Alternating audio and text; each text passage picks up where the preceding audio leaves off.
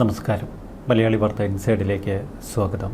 തിരുവനന്തപുരം കോർപ്പറേഷനിൽ അവിശ്വാസ പ്രമേയത്തിന് നോട്ടീസ് നൽകാനുള്ള തീരുമാനത്തിൽ നിന്ന് UDF പിൻവാങ്ങി. പ്രമേയത്തെ LDF പിന്തുണയ്ക്കാത്തതുകൊണ്ടാണ് തങ്ങൾ അവിശ്വാസ പ്രമേയം അവതരിപ്പിക്കാത്തത് എന്ന് UDF വിശദീകരിക്കുന്നു. എന്നാൽ അവിശ്വാസ പ്രമേയം അവതരിപ്പിച്ചാൽ അത് BJPക്ക് ഗുണകരമാകും എന്ന തിരിച്ചറിവാണ് ഇപ്പോൾ UDFനെ പെട്ടെന്ന് പിന്നോട്ട് വലിച്ചത്. വേണ്ടത്ര ആലോചനയില്ലാതെയാണ് ഇത്തരമൊരു അവിശ്വാസ പ്രമേയം തയ്യാറാക്കി VV രാജേഷിനെ താഴെ ഇറക്കാനുള്ള പദ്ധതി UDF മെനഞ്ഞത്. അവിശ്വാസ പ്രമേയം വരുന്നു എന്ന് കണ്ടപാടെ ആദ്യം BJP ഒന്ന് പതറി. എന്നാൽ പിന്നീട് കാര്യങ്ങൾ മനസ്സിലാക്കിയപ്പോൾ അവിശ്വാസ പ്രമേയം വരുന്നത് തന്നെയാണിപ്പോൾ നല്ലത് എന്നവർ കണക്കുകൂട്ടി. അതുകൊണ്ടാണ് VV രാജേഷ് കട്ടയ്ക്ക് വെല്ലുവിളിച്ച് നിന്നത്. സാധാരണഗതിയിൽ ഒരു അവിശ്വാസ പ്രമേയ നോട്ടീസ് കളക്ടർ പരിഗണിക്കണമെങ്കിൽ 1/3 പിന്തുണ വേണം. 101 പേരുള്ള കൗൺസിലിൽ 34 പേരുടെ ഒപ്പുണ്ടെങ്കിൽ ഇത് സാധ്യമാകൂ. കൗൺസിലിൽ UDFന്റെ അംഗബലം ആകെ 20, LDFന് 29 അംഗങ്ങളാണുള്ളത്. ഇരുവിഭാഗവും ഒരുമിച്ച് നിന്നാൽ മാത്രമേ ഒരു അവിശ്വാസ പ്രമേയം കൊണ്ടുവരാൻ പോലും കഴിയൂ. കോൺഗ്രസ് വിമതനായ സുധീഷ് കുമാർ തുടക്കം മുതൽ തന്റെ നിലപാട് വ്യക്തമാക്കിയിരുന്നില്ല. സുധീഷ് പൊതുവെ BJPക്കൊപ്പം ചേരും എന്ന പ്രതീതി നിലനിർത്തി. ഇനിയാണ് ഏറ്റവും വലിയ റിസ്ക്. അവിശ്വാസ പ്രമേയ നോട്ടീസ് സ്വീകരിച്ചു കഴിഞ്ഞാൽ 15 ദിവസത്തിനുള്ളിൽ കളക്ടർ യോഗം വിളിച്ചു ചേർക്കും. പകുതി അംഗങ്ങൾ ഹാജരായാൽ അവിശ്വാസത്തിന്മേൽ ചർച്ച ചെയ്യാനുള്ള യോഗം നടക്കും. അവിശ്വാസ പ്രമേയം പാസ്സാകണമെങ്കിൽ 101 അംഗങ്ങളിൽ 51 പേർ അനുകൂലിക്കണം. ഈ ഭൂരിപക്ഷം പ്രതിപക്ഷത്തിന് നേടാൻ സാധിച്ചില്ലെങ്കിൽ അവിശ്വാസ പ്രമേയം തള്ളിപ്പോകും എന്നതല്ല അപകടം. പിന്നെ 6 മാസത്തിന് ശേഷം മാത്രമേ അടുത്ത അവിശ്വാസ പ്രമേയം അവതരിപ്പിക്കാൻ കഴിയൂ. എല്ലാ ദിവസവും കൗൺസിൽ യോഗം കൂടുമ്പോൾ അവിശ്വാസ പ്രമേയവുമായി അവിടേക്ക് വരാൻ കഴിയില്ല എന്നതാണ് ഇതിൻ്റെ ഏറ്റവും വലിയ വെല്ലുവിളി.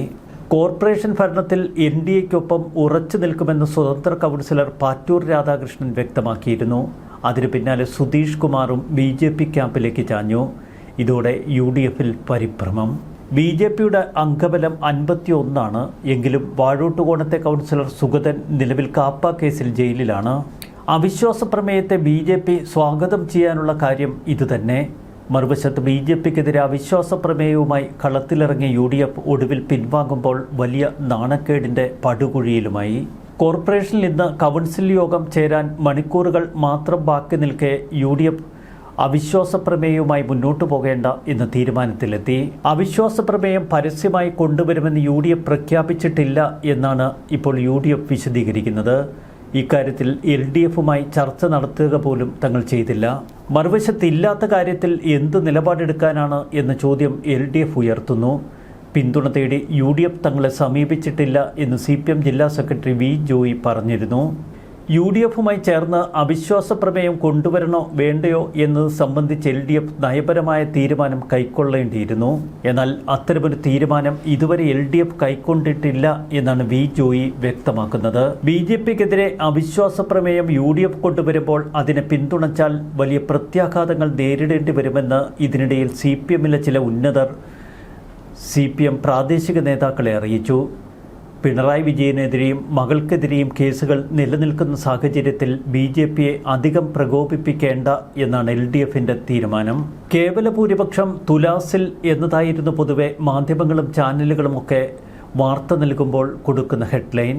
എന്നാൽ അവിശ്വാസ പ്രമേയത്തെ നേരിടാൻ തങ്ങൾ ശക്തരാണ് എന്ന് മേയർ VV രാജേഷ് ആവർത്തിച്ചു പറഞ്ഞു.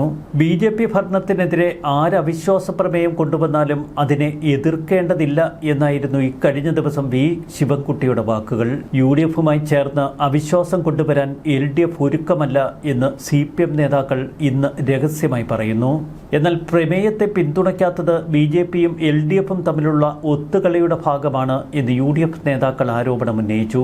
കോൺഗ്രസ് CPM സഖ്യമാണ് കോർപ്പറേഷനിലുള്ളതെന്നും അതിന്റെ ഭാഗമായാണ് അവിശ്വാസ നീക്കമെന്നും മേയർ VV രാജേഷിന്റെ പ്രതികരണം. അവിശ്വാസ പ്രമേയം പോലൊരു സുപ്രധാന നീക്കം നടത്തുമ്പോൾ അതിന് കാര്യമായ തയ്യാറെടുപ്പ് നടത്തേണ്ടതുണ്ട് എന്നാണ് ഇപ്പോൾ ശബരിനാഥൻ പറയുന്നത്.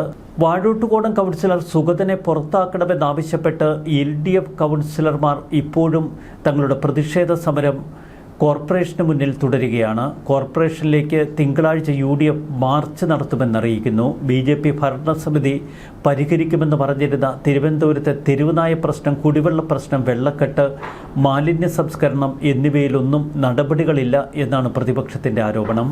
അവിശ്വാസ പ്രമേയം പോലുള്ള സാഹചര്യങ്ങളെ നേരിടേണ്ടി വരും എന്ന ബോധ്യത്തിൽ തന്നെയാണ് ഭരണസമിതി അധികാരത്തിൽ വന്നത് എന്ന് വി രാജേഷ് പറയുന്നു. പ്രമേയത്തിന്റെ കാര്യത്തിൽ രണ്ട് തട്ടിലാണ് മുൻ മന്ത്രി വി ശിവൻകുട്ടിയും വി ജോയിയും. ശിവൻകുട്ടി പറയുന്നത് UDFന്റെ അവിശ്വാസ പ്രമേയത്തെ നമ്മൾ അനുകൂലിക്കണമെന്ന്.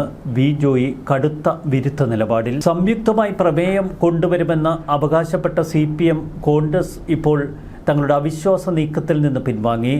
ജനരോഷം ഭയന്നാണ് അവരുടെ ഈ പിന്മാറ്റമെന്ന് BJPയുടെ പരിഹാസം. അവിശ്വാസമോ എന്ത് പ്രതിഷേധമോ നടക്കട്ടെ, ഭരണസമിതി അധികാരത്തിൽ വന്ന് ഒരു വർഷത്തിനകം നഗരത്തിലെ തെരുവുനായ പ്രശ്നം, കുടിവെള്ള പ്രശ്നം, വെള്ളക്കെട്ട്, മാലിന്യ സംസ്കരണം എന്നിവ നടപ്പിലാക്കുമെന്നായിരുന്നു ഞങ്ങളുടെ വാഗ്ദാനം. അതിനുവേണ്ട നടപടികൾ പുരോഗമിക്കുന്നുവെന്ന് വി രാജേഷ്. നഗരസഭയിൽ ഭരണസ്തംഭനം ആരോപിച്ച് UDF ഇന്ന് പ്രതിഷേധ മാർച്ച് സംഘടിപ്പിക്കും. സ്വതന്ത്ര കൗൺസിലർ പാറ്റൂർ രാധാകൃഷ്ണന്റെ പിന്തുണയിലാണ് ഇപ്പോൾ NDA തലസ്ഥാന നഗരം ഭരിക്കുന്നത്. BJPക്ക് 50 പേരുടെ പിന്തുണയെ ഇപ്പോഴത്തെ സാഹചര്യത്തിൽ ലഭിക്കൂ. ഇരുപക്ഷത്തിൻ്റെയും അംഗബലത്തിൽ 50-50 എന്ന വോട്ട് നില വന്നാൽ അവിശ്വാസ പ്രമേയം അസാധുവാകും. അതുകൊണ്ട് തന്നെ അവിശ്വാസ പ്രമേയം അവതരിപ്പിച്ച് വോട്ടിനിട്ടാൽ പോലും ഭരണസമിതിക്ക് വെല്ലുവിളിയാകില്ല എന്ന പൂർണ്ണ ബോധ്യമായിരുന്നു വി രാജേഷിന്. അധികാരത്തിന് വേണ്ടി വെമ്പൽ കൊണ്ടിരിക്കുന്നവരല്ല UDF എന്നും റിസോർട്ട് രാഷ്ട്രീയം നടത്തുന്നവരല്ല UDFകാരെന്നും KS ശബരിനാഥൻ പ്രതികരിച്ചു. ഒരു കാര്യം വ്യക്തമാണ്, അവിശ്വാസ പ്രമേയം കൊണ്ടുവരാൻ UDFന് കഴിഞ്ഞില്ല. എങ്കിലും LDFനെ സമ്മർദ്ദത്തിലാഴ്ത്താനും തിരുവനന്തപുരം ജില്ലയിലെ പാർട്ടിക്കിടയിൽ ഭിന്നത ഇതുമൂലം വളർത്താനും UDFന് കഴിഞ്ഞു. ഇത്തരമൊരു ഘട്ടത്തിൽ UDFനെ പിന്തുണയ്ക്കുന്നത് രാഷ്ട്രീയപരമായി ഗുണം ലഭിക്കില്ല എന്നാണ് CPMന്റെയും LDFന്റെയും കണക്കുകൂട്ടൽ. മറുവശത്ത് വളരെ സേഫ് സോണിൽ നിന്ന് ഇപ്പോഴും കളിക്കുകയാണ് വി രാജേഷ്. ചുരുക്കത്തിൽ അവിശ്വാസ പ്രമേയം പൊളിഞ്ഞതോടെ തിരുവനന്തപുരം നഗരസഭാ ഭരണത്തിൽ വീണ്ടും BJPയുടെ കരുത്ത് തന്നെയാണ് പ്രകടമാകുന്നത്. അവിശ്വാസ പ്രമേയം വന്ന് ഒന്ന് പൊട്ടിത്തീർന്നിരുന്നെങ്കിൽ അടുത്ത 6 മാസത്തേക്ക് ഇത്തരമൊരു ഉമ്മാക്കി ഭീഷണി വേണ്ടായിരുന്നല്ലോ എന്നാണ് വി രാജേഷിൻ്റെ ഭാവം. അതുതന്നെയാണ് വാസ്തവവും. അങ്ങനെ ആ അവിശ്വാസ പ്രമേയവും ചീറ്റി. ന്യൂസ് ഡെസ്ക് മലയാളി വാർത്ത ഇൻസൈറ്റ്.